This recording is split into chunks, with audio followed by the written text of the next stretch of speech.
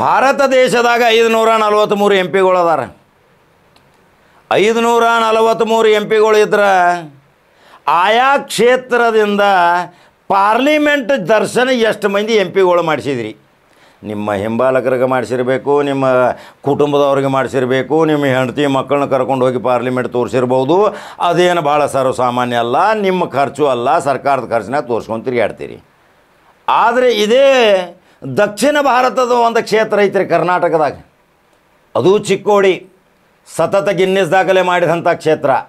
ಆ ಕ್ಷೇತ್ರಕ್ಕೆ ಒಂದು ಮುದ್ದಿನ ಮಗಳು ಸಂಸದೆಯಾಗಿ ಬಂದಾಳ, ಕುಮಾರಿ ಪ್ರಿಯಾಂಕಾ ಜಾರಕಿಹೊಳಿ. ಗೊತ್ತೈತಿರಲ್ಲ ಏನು ಮಾಡ್ತಾಳ ಆ ಪ್ರಿಯಾಂಕಾ ಜಾರಕಿಹೊಳಿ? ತನ್ನ ಕ್ಷೇತ್ರದ ಒಂದು ಮಕ್ಕಳಿಗೆ ಒಂದು ಕುಡ್ಚಿ ಅಂತ ಒಂದು ಪಟ್ಟಣದ ಮೊಹಮ್ಮದಿಯಾ ಜುನೇದಿ ಸ್ಕೂಲಿನ 47 ಮಕ್ಕಳನ್ನು ಕರ್ಕೊಂಡು ಹೋಗಿ ಪಾರ್ಲಿಮೆಂಟ್ ದರ್ಶನ ಮಾಡ್ತಾಳೆ. ಪಾರ್ಲಿಮೆಂಟ್ ಅಂದರೆ ಏನು? ಸ್ಪೀಕರ್ ಎಲ್ಲಿರ್ತಾರೆ, ಪ್ರಧಾನಮಂತ್ರಿ ಎಲ್ಲಿ ಕುಣ್ತಾರೆ, ವಿರೋಧ ಪಕ್ಷದ ನಾಯಕ ಎಲ್ಲಿ ಕುಣ್ತಾರೆ, ಸಂಸದರು ಎಲ್ಲಿ ಕುಣ್ತಾರೆ, ಹೆಂಗೆ ಪ್ರಶ್ನೆಗಳನ್ನ ಕೇಳ್ತಾರೆ, ಹೆಂಗೆ ಪಾರ್ಟಿ ಸವಾಲುಗಳಾಗತಾವೆ, ಹೆಂಗೆ ಅಭಿವೃದ್ಧಿ ಕಾರ್ಯಗಳಾಗತಾವೆ, ಇಲ್ಲಿ ಸ್ಪೀಕರ್ ಎಲ್ಲಿ ಕುಣ್ತಾರೆ, ಯಾವ ರೀತಿ ಇಲ್ಲಿ ಪಾರ್ಲಿಮೆಂಟದಲ್ಲಿ ಸಂಸದರು ಕಾರ್ಯ ಮಾಡ್ತಾರೆ, ಇಡೀ ದೇಶದಿಂದ ಬರ್ತಾರೆ ದೆಹಲಿಗೆ.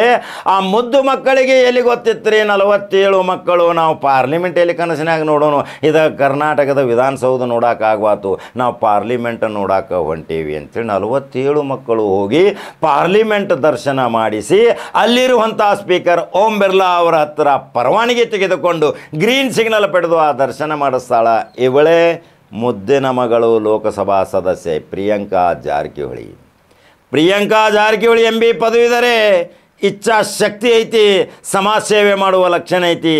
ಈ ಬಡ ಮಕ್ಕಳು ಜುನೇದಿಯಾ ಕುಡ್ಚಿ ಮೊಹಮ್ಮದಿಯಾ ಸ್ಕೂಲದಲ್ಲಿ ಪ್ರಾಥಮಿಕ ಮತ್ತು ಮಾಧ್ಯಮಿಕ ಶಾಲೆಯಲ್ಲಿ ಶಿಕ್ಷಣ ಪಡೆಯುತ್ತಿರುವ ಈ ಬಡ ಮಕ್ಕಳು ಎಲ್ಲಿ ಪಾರ್ಲಿಮೆಂಟ್ ದಿಲ್ಲಿಗೆ ಹೋಗಿ ಆ ಪಾರ್ಲಿಮೆಂಟದ ಕಾರ್ಯಕಲಾಪಗಳ ಸನ್ನಿವೇಶ, ರಾಷ್ಟ್ರಪತಿ ಭವನ ಎಷ್ಟು ವಿಸ್ತಾರ ಐತಿ, ಯಾವ ರೀತಿ ಇವರು ಕೊಠಡಿಗಳದಾವ, ಯಾವ ರೀತಿ ಇವರ ಬಂಗಲೆಗಳದಾವ, ಯಾವ ರೀತಿ ಕರ್ನಾಟಕ ಭವನ ಐತಿ ಅನ್ನುವ ಎಲ್ಲವನ್ನ ಸಂದರ್ಶನ ಮಾಡಿ ತೋರಿಸಿ ಮೆಚ್ಚುಗೆ ವ್ಯಕ್ತಪಡಿಸಿ ಆ ಮಕ್ಕಳಿಗೆ ಒಂದು ಶಿಕ್ಷಣದ ಜ್ಞಾನಾರ್ಜನೆ ಮಾಡಿಕೊಟ್ಟಂಥ ಇದೇ ಮುದ್ದಿನ ಮಗಳು ಸಂಸದೆ ಪ್ರಿಯಾಂಕಾ ಜಾರಕಿಹೊಳಿ. ತಂದೆ ಭಾಳ ಬಿಜಿ ರೀ, ವಿದ್ಯುತ್ ಸಹಕಾರಿ ಮತ್ತು DCC ಬ್ಯಾಂಕ್ ಚುನಾವಣೆದಾಗ. ಮಗಳು ನೋಡಿದರೆ ತನ್ನ ಕ್ಷೇತ್ರದ ಅನೇಕ ಪ್ರಗತಿಪರ ಚಿಂತಕರ ಜೊತೆ ಕೂಡಿಕೊಂಡು ಅಭಿವೃದ್ಧಿ ಕಾರ್ಯದಲ್ಲಿ ತೊಡಗಿ ದೈನಂದಿನವಾಗಿ ಅಹವಾಲು ಸ್ವೀಕರಿಸಿ ಅಲ್ಲೇ ಇತ್ಯರ್ಥ ಮಾಡಿ ಎಸ್ಟಿಮೇಟ್ ತಯಾರು ಮಾಡಿ ಸಂಬಂಧಪಟ್ಟ ಕೇಂದ್ರ ಮಂತ್ರಿಗಳಿಗೆ ರವಾನೆ ಮಾಡುತ್ತಿರುವ ಈ ಮುದ್ದಿನ ಮಗಳಿಗೆ ಭವಿಷ್ಯ ಐತಲ್ರಿ. ಇದೇ ಪ್ರಿಯಾಂಕಾ ಜಾರಕಿಹೊಳಿ ತಂದೆಯ ಮಾರ್ಗದರ್ಶನ, ತಾಯಿಯ ಆಶೀರ್ವಾದ, ಆ ಸಹೋದರನ ಪ್ರೇರಣೆ, ಯಾರ ಜೊತೆ ಹೆಚ್ಚು ಮಾತಾಡೋದಿಲ್ಲ, ಆದರೆ ಕೆಲಸ ಮಾತ್ರ ಮಾಡಿ ತೋರಿಸ್ತಾಳ. ಅವಳೇ ಸಂಸದೆ.